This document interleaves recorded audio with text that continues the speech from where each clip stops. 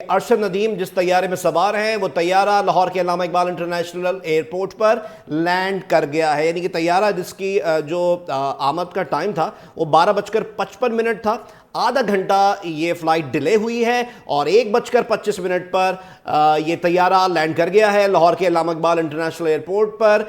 جہاں سے ہمیں مسلسل اپڈیٹ کر رہے ہیں نمائندہ 365 نیوز ذوالقرنین شیخ. اور ہم نے دیکھا بھی اور ہم نے آپ کو سنایا بھی, صوبائی وزیر اطلاعات عظمہ بخاری یہاں پر موجود ہیں, ان کے علاوہ وفاقی وزیر احسن اقبال موجود ہیں. اور جیسے کہ ہمارے نمائندے ذوالقرنین شیخ ہمیں بتا رہے تھے کہ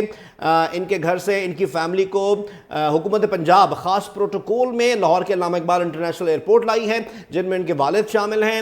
والدہ کے بارے میں ابھی کنفرم نہیں کہ آیا وہ ان کا گھر پہ ہی ویٹ کر رہی ہیں یا یہاں پر لاہور کے علامہ اقبال انٹرنیشنل ایئرپورٹ میں موجود ہیں. ان کے علاوہ ان کی اہلیہ یہاں پر موجود ہیں اور ان کے صاحبزادہ اور صاحبزادی بھی یہاں پر موجود ہیں. یہ ایکسکلوزیولی آپ مناظر بھی دیکھ سکتے ہیں. یہ وہ طیارہ ہے, فلائٹ نمبر 714 علامہ اقبال انٹرنیشنل ایئرپورٹ پر لینڈ کر گئی. یہ وہ طیارہ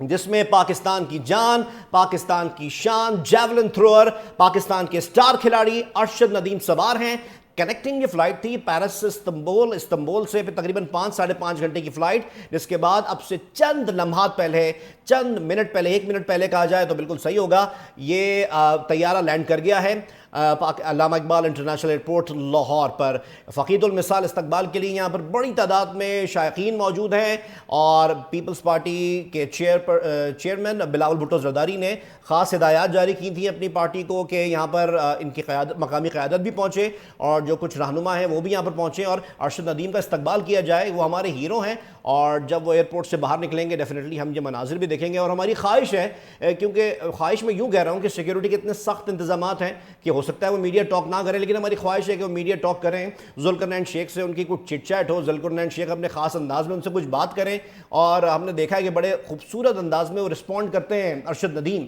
اور جو باتیں ہوتی ہیں وہ دل کی باتیں بڑے کھل کر شیئر کرتے ہیں. تو جب اب اتنے بڑے ٹائٹل کو لے کے جب وہ پاکستان پہنچے ہیں تو ارشد ندیم کے کیا جذبات ہیں, جو انیشل جذبات ہیں وہ جاننا ہمارے لیے بہت ضروری ہے. تو ہماری دعا ہے, ہماری خواہش ہے کہ وہ میڈیا سے بات کر سکیں. یہ آپ دیکھ سکتے ہیں فلائٹ نمبر 714 TK714 اب ٹیکسی کر رہی ہے اور اب سے کچھ دیر بعد اس میں سے مسافر باہر آئیں گے اور اس میں ہمارے سٹار کھلاڑی گولڈن بوائے ارشد ندیم بھی سوار ہیں اور ان کے ساتھ ان کے کوچ سلمان بٹ بھی ہیں اور چیئرمین ساؤتھ ایشین ایتھلیٹکس اکرم ساہی صاحب بھی ہمارے ساتھ موجود ہیں, جن ان دونوں کا یقینی طور پہ بڑا کردار ہے. اور ہمارے نمائندے ذوالقرنین شیخ بتا رہے تھے کہ اکرم ساہی نے کس طریقے سے اپنے بل پر ان کے لیے اسپانسر سے بات کی, پھر ان کے لیے چاہے جیولن کا انتظام کرنا ہو یا پھر ان کے لیے ٹریننگ کے دیگر انتظامات کرنے ہوں. اور ہم نے پیرس اولمپکس سے 1 مہینہ پہلے دیکھا کہ ساؤتھ افریقہ بھی گئے تھے ارشد ندیم ٹریننگ کے لیے, تو ڈیفینیٹلی وہ بھی کسی اسپانسر کے ذریعے گئے ہوں گے. اور ہمارے نمائندے کا یہ کہنا ہے کہ اکرم ساہی نے اس میں بڑا اہم کردار ادا کیا تھا. اور پھر چاہے ان کے پہلے جو کوچ ہوں, ابھی 1.5 سال سے جو کوچ ہیں سلمان بٹ صاحب, جن کے گلے رکھ کر آپ دیدہ بھی ہو گئے تھے. ہم نے دیکھے تھے پیرس میں جب جاولن کے فائنل مقابلے کے بعد کامیابی حاصل کی تھی ارشد ندیم نے, تو سب سے پہلے انہوں نے سجدہ شکر ادا کیا تھا, اللہ تعالیٰ کا شکر ادا کیا تھا کہ ان کی ارشد ندیم کی ماں کی دعاؤں کی بدولت انہوں نے اس کامیابی کے ساتھ یہ جیولن تھرو کی اور 92 تقریباً 93 میٹر تک یہ جیولن پھینکی اور اس کے ساتھ ہی نمبر 1 قرار پائے. اور اب سے چند لمحات پہلے فلائٹ نمبر TK714 جس میں ارشد ندیم پاکستان کی جان گولڈن بوائے پاکستان پہنچ چکے ہیں اور لاہور کے علامہ اقبال انٹرنیشنل ایئرپورٹ کے مناظر ہیں, بہت ہی تاریخی مناظر. اور آپ یہ دیکھ سکتے ہیں واٹر کینن سلوٹ, یہ ایوییشن انڈسٹری میں علامت ہوتی ہے رسپیکٹ کی, آنر کی اور سیلیبریشن کی. کسی بھی ایئر لائن کے طیارے کو اس طریقے سے واٹر کینن سلوٹ دینا ایوییشن انڈسٹری میں اس بات کی علامت مانا جاتا ہے کہ کس طریقے سے اس میں سوار اگر کوئی خاص شخصیت ہوتی ہے تو اس کے لیے پرتپاک استقبال کا یہ خاص انداز ہے ایوییشن انڈسٹری کا. خاص طور پر واٹر کینن سلوٹ کا اہتمام کیا گیا ہے. علامہ اقبال انٹرنیشنل ایئرپورٹ کے یہ مناظر انتہائی خوبصورت اور تاریخی مناظر ہیں کہ جب 32 سال بعد اولمپکس کی دنیا میں کوئی گولڈ میڈل پاکستان کو دلایا، اور نہ صرف گولڈ میڈل اور کوئی چاندی کا تمغہ نہیں ہے، سونے کا تمغہ لے کر ارشد ندیم پاکستان پہنچے ہیں. اور TK 714 یہ نمبر ڈیفینیٹلی ہمیں یاد رہے گا. لاہور کا علامہ اقبال انٹرنیشنل ایئرپورٹ بھی یاد رہے گا، اور رات 1:25 کا یہ وقت بھی ہمیں سالوں یاد رہے گا کہ جب ہمارے ہیرو گولڈن بوائے لاہور پہنچے، اور ان کا پرتپاک استقبال کرنے کے لیے تمام سیاسی پارٹیاں، چلیں کسی اور معاملے پر ان کا اتفاق ہوتا ہے یا نہیں ہوتا، اس معاملے پر تمام سیاسی پارٹیوں کا ہم نے قومی اسمبلی میں بھی دیکھا کہ اتفاق تھا، ڈیسک بجا کر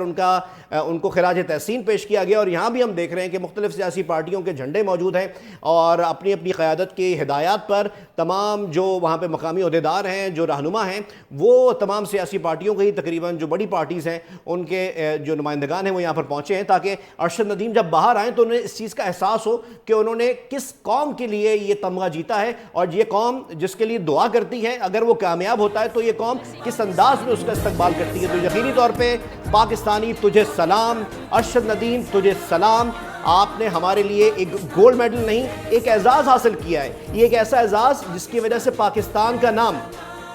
مثبت انداز میں پوری دنیا میں چھا گیا ہے. ہر جگہ پوائنٹس ٹیبل بھی اگر بات کریں، ہم روز خبریں چلا رہے ہیں کہ چین آگے نکل گیا، امریکہ آگے نکل گیا گولڈ میڈل کی دوڑ میں، لیکن ان نمبرنگ میں گو کہ تھوڑا ہم نیچے ہیں، لیکن ہم نے نمبر میں جگہ تو بنا لی ہے، گولڈ میڈل تو حاصل کیا ہے. ہمارا نام اس دفعہ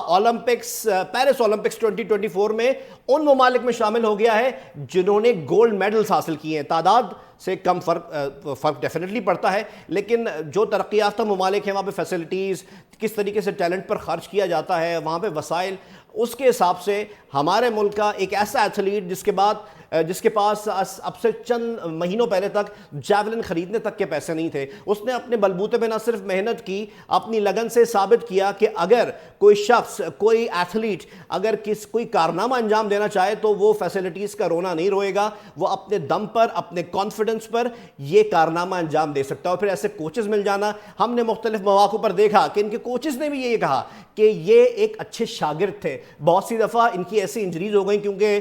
ماشاءاللہ ان کی بلڈ ایسی ہے، اور